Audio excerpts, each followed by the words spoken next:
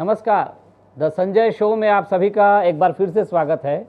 मैं हूं संजय शर्मा और आज हम बात करने वाले हैं कोरोना के नए वर्जन ओमिक्रॉन को लेकर। जिस तरह से दुनिया भर में बातें हो रही हैं, कहीं अफवाहें चल रही हैं, कहीं चिंताएं जाहिर की जा रही हैं, तो क्या वास्तव में इतनी खतरनाक चीज़ें हैं इसके साथ जुड़ी हुई जितनी लोग कह रहे हैं?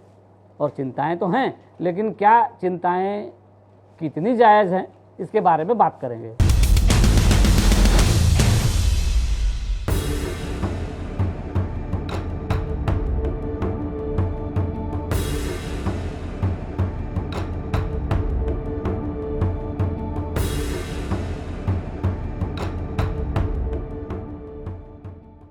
कोरोना का जो एक नया जो वेरिएंट आया है ओमिक्रॉन, उसको लेके दुनिया भर में चिंता जताई जा रही है। आपको याद होगा नवंबर में साउथ अफ्रीका में ये केस शुरू हुआ था, इसके बारे में बात हुई थी और तब पूरी दुनिया ने बहुत चिंता जाहिर की थी। WHO ने भी भारी चिंता जताई थी कि पता नहीं ये ओमिक्रॉन कितना ख़तरनाक होगा। हाँ, ये ज़रूर पाया, अफ्रीकी डॉक्टर्स ने बताया कि ये थोड़ा संक्रामक ज़्यादा है, लगभग 5 गुना ज़्यादा संक्रामक है डेल्टा की तुलना में, ऐसा भी बताया गया था। यानी अगर 100 लोगों में से अगर 5 लोगों को डेल्टा संक्रमित करता था तो ओमिक्रॉन 25 लोगों को संक्रमित करेगा। अब अगर 100 लोगों में आप ये कहें जो 5 लोग संक्रमित हुए, 5 में से अगर 2 लोगों को हॉस्पिटलाइज्ड होने की ज़रूरत पड़ती थी तो अब 10 लोगों को हॉस्पिटलाइज होने की ज़रूरत पड़ सकती है, क्योंकि ये 5 गुना ज़्यादा इफ़ेक्ट कर रहा है। इस तरह से ये देखा गया। फिर मौतों की बात करें तो ये भी कि अगर डेल्टा वर्जन में मान लीजिए 5 में से अगर 1 आदमी की मौत होती थी, तो इस बार चूंकि 25 लोगों को संक्रमित करेगा ये, तो हो सकता है कि थोड़े 5 लोग मरें, 1 की बजाय 5 लोग मर जाएं, 5 गुना ज़्यादा लोग मर जाएं, ऐसा एक अनुमान लगा के चिंता जाहिर की गई है। पर ये चिंता ठीक है, चिंता अपनी जगह है, पर क्या पूरी दुनिया में ऐसा कुछ हुआ, कोई देखने को मिला ऐसी बातें? अगर हम देखें कि डेल्टा वर्जन की बात करें तो आप ये देखिए कि अकेले अमेरिका में 5 लाख से ज़्यादा लोग मरे थे। पूरी दुनिया में 50 लाख लोग मरे, ऐसा बताया गया है। अब दुनिया पूरी डर रही है इससे, कि भयभीत है कि पता नहीं ये कितना ख़तरनाक है, क्या करेगा। अगर हम लोग ये बात करें कि अफ्रीका में ही कितनी मौतें हुई, आप ये देखिए कि अफ्रीका में ये नवंबर में शुरू हुआ था, लेकिन अभी तक ऐसी कोई हाहाकारी खबर नहीं आई है। जैसा आप देखिए डेल्टा का जब हुआ था अमेरिका में क्या हुआ था, भारत में क्या हुआ था, आप देख लीजिए।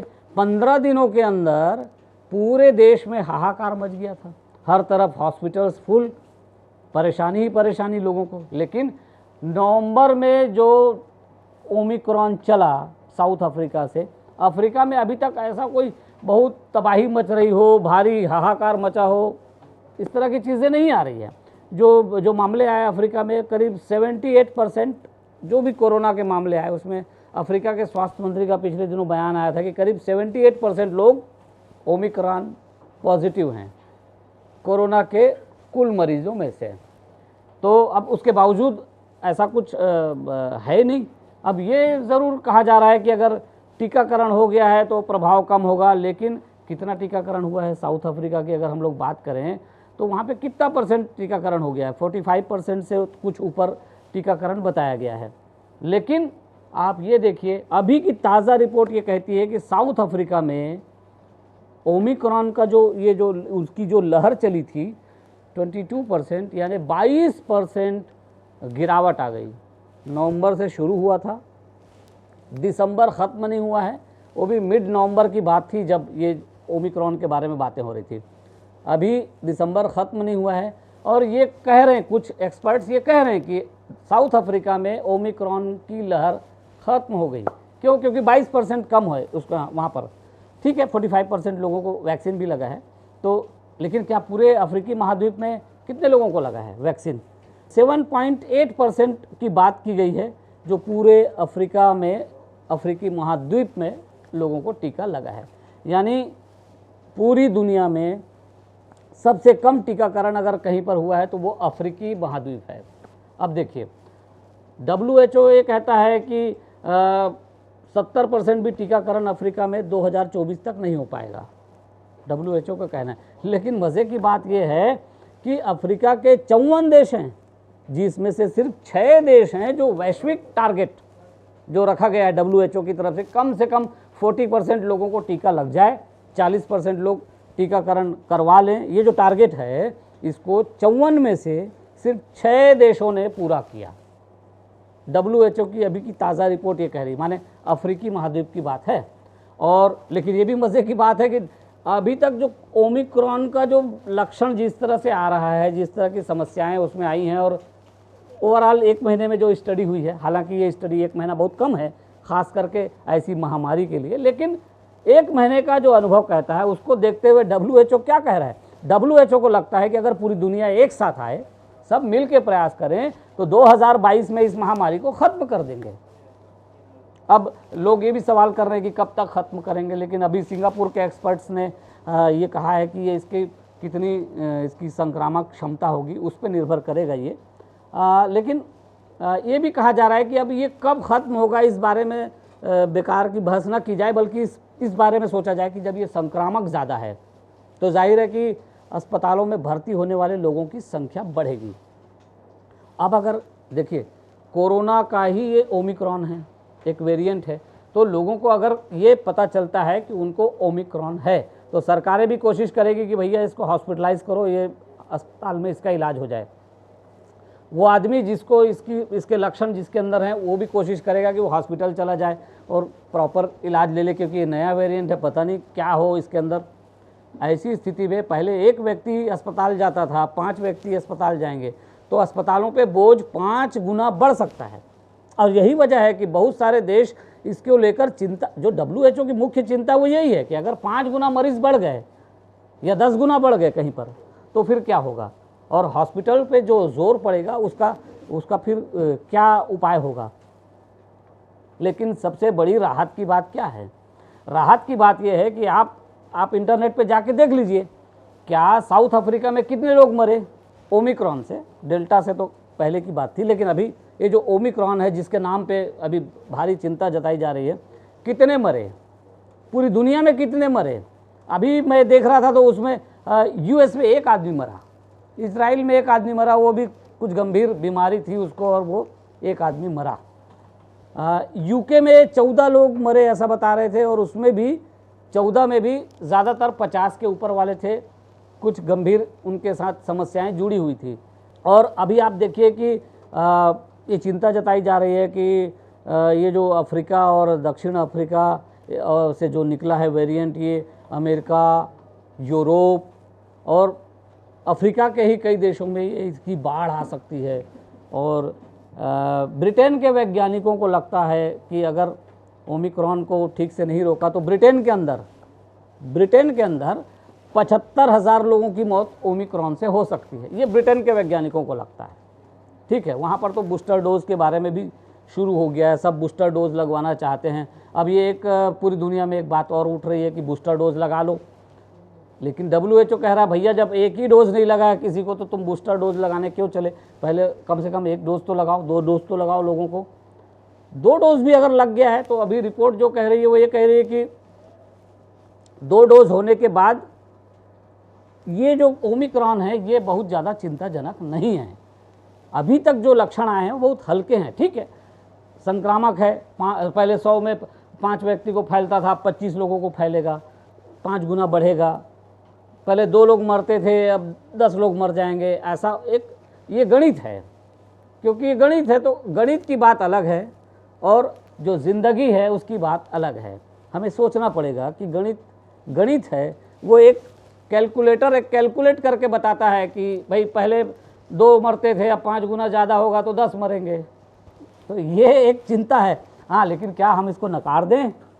क्या इसको ऐसा ही मान लें कि ये तो सिर्फ गणित है भैया, इसको कोई फ़र्क नहीं पड़ता? लोगों की चिंता नहीं दिख रही है, पूरी दुनिया में अभी भी लोग बहुत चिंतित हैं इससे, ऐसा नहीं दिख रहा। सरकारें चिंतित हैं, और जो ये भी कहा जा रहा है बीच बीच में कि ये जो ओमिक्रॉन है ये वैक्सीन के असर को बेअसर कर देता है, ये उससे रुकता नहीं है। ठीक है, ना रुके, वैक्सीन लगा है किसी को, उसको ओमिक्रॉन हो भी सकता है, लेकिन क्या दिखा? अभी तक आप 1-1.5 महीने के जो आंकड़े हैं उनको देखिए कि क्या दिखा। कुछ नहीं हुआ। लोगों को बुखार हुआ, सर्दी थोड़ी बहुत हुई। अभी अफ्रीका से जो रिपोर्ट आई थी बच्चों के ऊपर, वहाँ के डॉक्टर्स कह रहे थे बच्चों को जुकाम और हल्का बुखार, बस यही दिखा है लक्षण। अफ्रीका से पूरी रिपोर्ट यही कह रही है कि हल्के लक्षण दिखे हैं। सभी जगह यही कहा जा रहा है कि हल्के लक्षण हैं, लेकिन इसके बावजूद चिंता इस बात के इस कारण से भी है कि ठीक है अभी 1 महीने में इसने हल्के लक्षण दिखाए, लेकिन हो सकता है आदमी के शरीर में जाने के बाद 1 महीने में ये फिर कुछ नया अपने अंदर परिवर्तन कर ले, वो कुछ और कर ले, और फिर उसके बाद जब इसकी लहर चले तो कहीं ऐसा ना हो कि बहुत गंभीर हो जाए। आप देखिए भारत के बारे में भी ये कहा जा रहा है कि भारत के अंदर जो रिपोर्ट आई थी, जो आंकड़े जिन लोग तैयार करते हैं उन्हीं लोगों ने कभी ये स्टैटिस्टिक्स निकाला था कि अगर मिड दिसंबर मध्य से लेके फरवरी के बीच भारत में इसकी रफ्तार बढ़ेगी ओमिक्रॉन की, और वो ये मान रहे थे कि लहर शुरू हो जाएगी दिसंबर मध्य में। अब दिसंबर मध्य जा चुका है, दिसंबर अंत आ गया है, लहर नहीं दिखी है। ठीक है 300 के ऊपर भारत के अंदर लोग हैं ओमिक्रॉन के, ऐसा कहा जा रहा है, लेकिन लहर नहीं है। तो फिर अगर वो ये कह रहे थे कि दिसंबर मध्य से लेकर फरवरी के बीच लहर दिखेगी, दिसंबर मध्य से लहर शुरू होगी, तो दिसंबर अंत में भी लहर नहीं है, तो अपन ये माने कि जनवरी में शायद, अगर उनके अनुमान को ही देख लें या उनका अनुमान सही होगा तो शायद जनवरी में ये लहर चले, और अगर जनवरी में लहर चले तो फिर शायद मार्च में जाके ख़त्म हो, या मार्च में वो पीक पे आ जाए, कुछ भी हो सकता है। लेकिन आपको चिंता फिलहाल नहीं करनी चाहिए, ऐसा हमें लगता है, क्योंकि पूरी दुनिया में जो रिज़ल्ट आ रहा है, आप ये देखिए कि जो दक्षिण अफ्रीका में आईसीयू में जो लोग एडमिट हुए थे वो 6.3% लोग थे टोटल जो बीमार हुए उसमें, और ये देखा गया कि आईसीयू में जाने का जो रेट है वो डेल्टा वर्जन की तुलना में काफ़ी कम है। डेल्टा वर्जन वाले लोग थोड़ा ज़्यादा संक्रमित होते थे, ज़्यादा गंभीर होते थे, और आईसीयू में जाने की उनकी गति ज़्यादा थी। तो लेकिन ओमिक्रॉन का रेट कम है। आप ये देखिए कि 6.3% अफ्रीका की बात है ये। अब अगर वहाँ पे आईसीयू में गए तो इसका मतलब है कि उतना ख़तरनाक ये नहीं है। तो क्या हम लोग सावधानी नहीं करें? नहीं, करना है। देश में चिंता जताई गई है, प्रधानमंत्री खुद बैठ के लेकर इसके लिए उपाय कर चुके हैं, बातें कर चुके हैं, सभी राज्यों को अलर्ट रहने कह दिया गया है। और आप देखिए कि मध्य प्रदेश और उत्तर प्रदेश से खबरें आ रही हैं कि उन्होंने नाइट कर्फ्यू लागू कर दिया है, तो शुरू हो गया है, लोगों ने अपना सावधानी बरतना शुरू कर दिया है। मास्क की बात की जा रही है कि जब भीड़ भाड़ बहुत ज़्यादा हो तो वहाँ पे मास्क का प्रयोग करना है या सैनिटाइज़र का उपयोग करना है। तो सावधानी जो बरतने की बात है वो तो बरतना है, सावधानी बरतते रहना है, लेकिन ओमिक्रॉन से उस तरह नहीं घबराना है जिस तरह अभी बीच में अफवाहें, तरह तरह की अफवाहें। अच्छा, जानकार लोग कुछ कह रहे हैं तब तो बात अलग भी है। यहाँ बहुत सारी चीज़ें सोशल मीडिया पे चलती हैं जो उसमें व्हाट्सएप पे लोग एक दूसरे को ज्ञान बांटते हैं, तब वो मुश्किल हो जाता है। तो अभी फ़िलहाल जो लक्षण है आप अपने तरफ से खुद से रिसर्च करिए और देखिए कि क्या ओमिक्रॉन इतना चिंताजनक है जितना इसके बारे में लोग व्हाट्सएप पे डरा रहे हैं एक दूसरे को, उतना नहीं है। हाँ, सावधानी बरतना चाहिए। संक्रामक ज़रूर है, संक्रामक ज़्यादा है ऐसा पूरी दुनिया के वैज्ञानिक कह रहे हैं, और अगर संक्रामक ज़्यादा है तो ठीक है, फिर आप तैयार रहें कि अगर ये बोझ अस्पतालों पे न बढ़े तो ज़्यादा अच्छा है। दिल्ली ने तो कह दिया कि हम लोगों को घर घर दवाएं देंगे, तो ठीक है, अगर लोगों को घर घर दवाएं मिल जाएं, लक्षण हल्के हैं तो अस्पताल जाने की ज़रूरत नहीं है, घबराने की ज़रूरत नहीं है। बहुत गंभीर मरीज़ है तो अस्पताल जाना चाहिए। अफ्रीका का जो रिजल्ट है वो ये कहता है 6.3% लोग वहाँ पर आईसीयू में गए थे, इसलिए बहुत चिंता की बात नहीं है। तो हमारे यहाँ भी चिंता की बात नहीं है, लेकिन चिंता उन लोगों को करनी है जिन्होंने वैक्सीन अभी तक कोई भी डोज नहीं लिया है। रिपोर्ट्स ये कह रही है कि जिन लोगों ने वैक्सीन की कोई डोज नहीं ली है उनको ज़्यादा खतरा है। वैज्ञानिक लोग हैं वो ये भी कह रहे हैं कि ओमिक्रॉन टीके को, वैक्सीन के प्रभाव को मात दे के आ सकता है, लेकिन इसमें एक चीज़ जुड़ी हुई है, वो ये है कि जब ओमिक्रॉन आएगा, जिसको टीका लगा है उसके अंदर हल्का लक्षण होगा, वो निपट लेगा, लेकिन जिसके अंदर टीके का असर नहीं है शायद उसको दिक्कत हो सकती है। इस कार्यक्रम में आज इतना ही।